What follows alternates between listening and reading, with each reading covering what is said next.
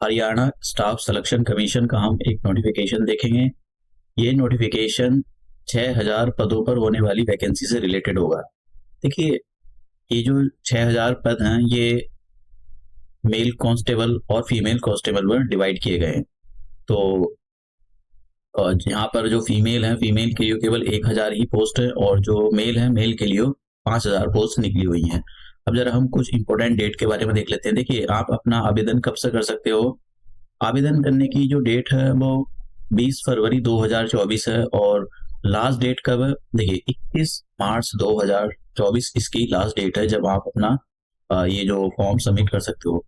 यहाँ पर कोई फीस नहीं ली जाएगी आपसे। देखिए, यहाँ पर लिखा हुआ है फी डिटेल्स, तो यहाँ पर आपसे कोई फीस नहीं ली जाएगी। यहाँ पर no fee is required to be deposited by the any candidate for applying against any post.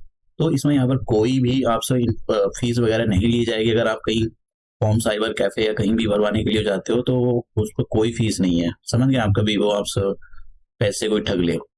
अब बात करते हैं कि क्वालिफिकेशन की। देखिए, क्वालिफिकेशन इसमें बस 12th मांगा है, और 10th आपका जो है हिंदी, मतलब आप 10th में आपने हिंदी पढ़ी हो तो, या संस्कृत हो, इसमें से कोई सा एक सब्जेक्ट होना चाहिए आपके पास, बस, और कुछ नहीं है। अगर आपके पास कोई हायर एजुकेशन है, आपने बीटेक कर रखा है, बीएससी कर रखी है, तो एक्स्ट्रा वेटेज नहीं दिया जाएगा कि आपको उसमें कोई फायदा नहीं होने वाला। बस मिनिमम रिक्वायरमेंट आपके पास ये होनी चाहिए।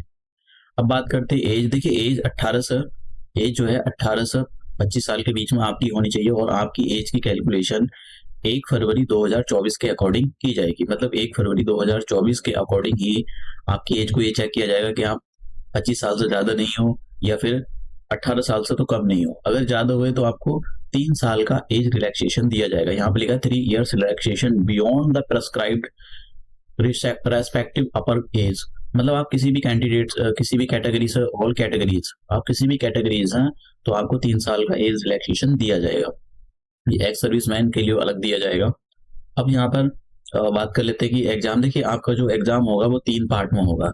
एक में तो आपकी जो कॉमन एलिजिबिलिटी, मतलब फिजिकल मेजर होंगे आपके, और फिजिकल स्क्रीनिंग होगी। उसके बाद में आपका रिटन टेस्ट होगा। तो पहले देख लेते हैं कि फिजिकल, इसके अंदर कौन कौन से। एक तो फिजिकल मेजर्स होगा, अभी पीछे नीचे देखेंगे उसके अंदर ये क्या क्या कराएंगे।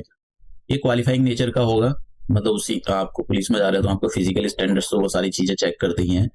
और फिजिकल स्क्रीनिंग टेस्ट होगा, इसमें आपसे, मतलब ये जो होगा इसमें आपका हाइट वगैरह सब कुछ चेक करते हैं। फिजिकल मेजरमेंट के अंदर आपकी हाइट कितनी है, सीना कितना है, फुलाकर बिना फुलाकर कितना है।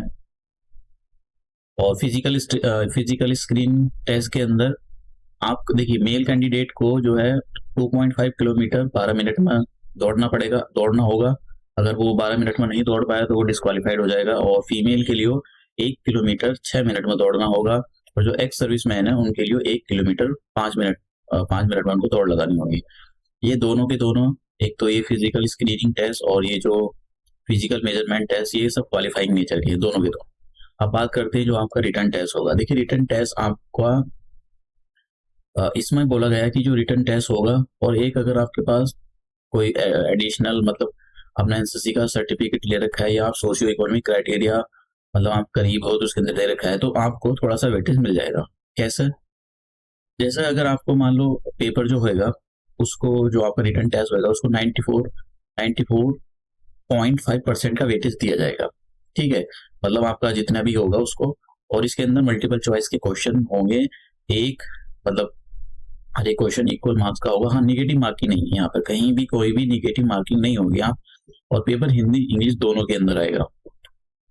अब इसमें एडिशनल वेटेज जो दिया जाएगा, जैसे मान लो कि ये 94.5 का पेपर होगा रिटर्न, तो आपका जो 5.5 नंबर जो बचे उसका जो मार्क्स लगेंगे वो किस किस के लगेंगे। मान लो एनसीसी का हमने सर्टिफिकेट ले रखा हो, अगर ए कैटेगरी बी कैटेगरी, इसमें सर्टिफिकेट में कैटेगरी होती है। अगर ए कैटेगरी का होगा तो आपको 1 मार्क्स मिलेगा, बी कैटेगरी का होगा 2 नंबर मिलेंगे, अगर सी कैटेगरी का होगा तो 3 नंबर मिलेंगे आपको। फिर उसके बाद में यहाँ पर अगर मैक्सिमम, इसमें 2.5 नंबर आपको यहाँ पर मिलेंगे सोशियो इकोनॉमिक क्राइटेरिया में। सिलेबस के बारे में बात कर लेते हैं कि सिलेबस आपका यही रहेगा।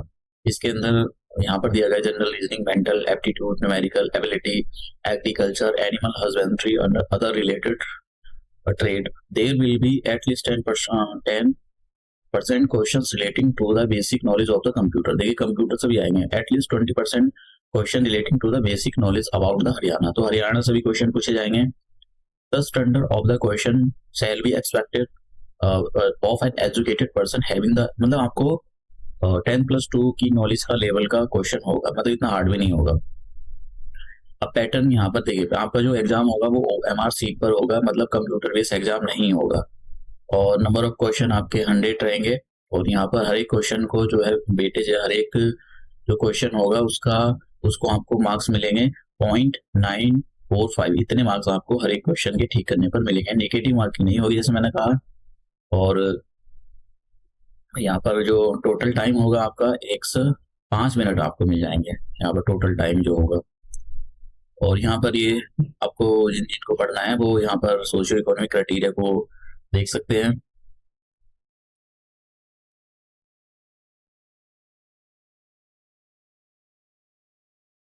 सिलेबस इन्होंने डिटेल्स में नहीं दिया है, बस ऐसे ही बोल दिया अगर सिलेबस आएगा तो मैं आपको अवेयर करा दूंगा।